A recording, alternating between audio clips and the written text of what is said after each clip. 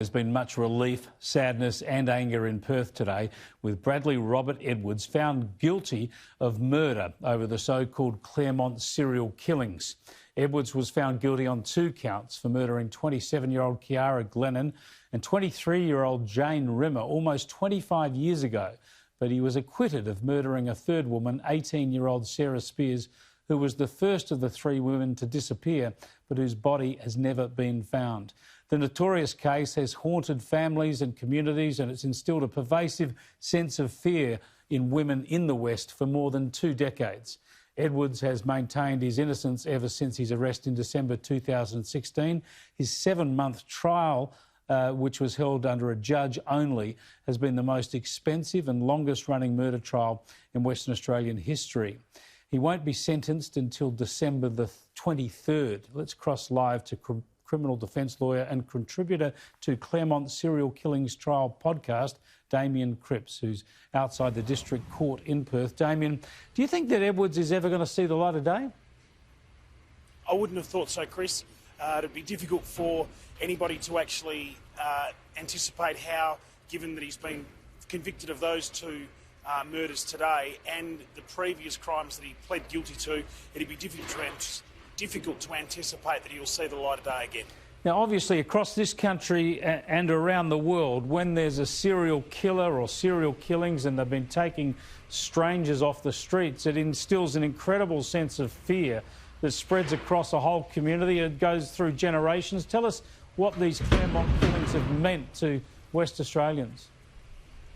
Well, Chris, funnily enough, back in the day when these women went missing, I was a young man going out and drinking in the clubs and enjoying, being 20 years old. And I remember at that time feeling like a suspect. I mean, most of the men that lived in WA felt like a suspect. So I can only imagine what it would have been like for women living in this area at the time, because if the men felt like suspects, imagine what the women felt like. So it definitely instilled a sense of fear and uncertainty across the entire community here. So there must be a great sense of relief today. We haven't got the sentence, but as you say, everybody knows it's going to be a decent one. There's a great sense of relief on a number of fronts, Chris. Firstly, from a legal perspective, that it's a great achievement for this court to have completed this trial in the middle of a pandemic, a global pandemic, and to have completed it in such high profile. So it was a very difficult prospect for this gentleman to come and go through trial, hence it was a judge-alone trial. And then in the middle of that, when the trial's all set to go and all that money's been spent, state money on the prosecution and getting everything organised, the court, then we get hit with the global pandemic.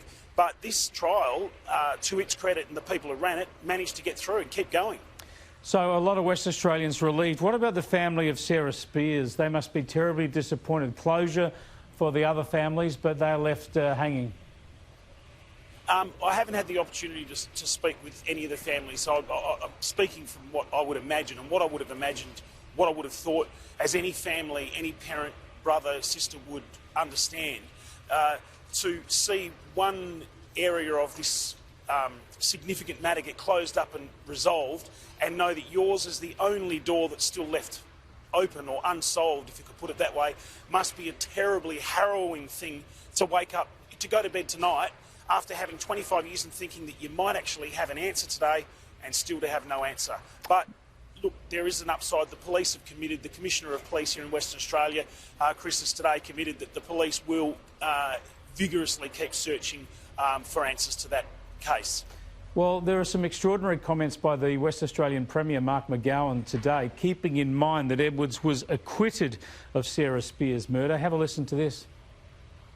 I just urge Mr Edwards, if he knows where Sarah is, please tell us. Please tell the family. Let them bury their daughter. There you go. He's saying he's calling on Edwards to tell the family of Sarah Spiers where her body is if he knows, even though he's been acquitted. Yet you say the police are still going to investigate. What's the legal status there? Can they continue to investigate Edwards on that murder, or do they have to look for other angles into it?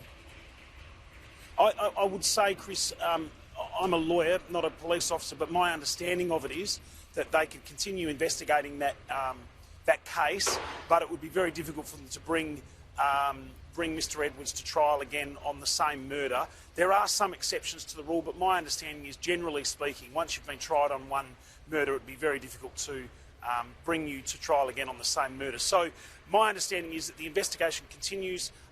That would give, I guess, the Spiers family some peace of mind, but ultimately today was a day they were looking for an answer, and unfortunately they didn't get it. The other two families, they, if it's possible when you lose a child, can move into the next chapter of their life. Damian Cripps, thanks for joining us. Thanks for having me, Chris.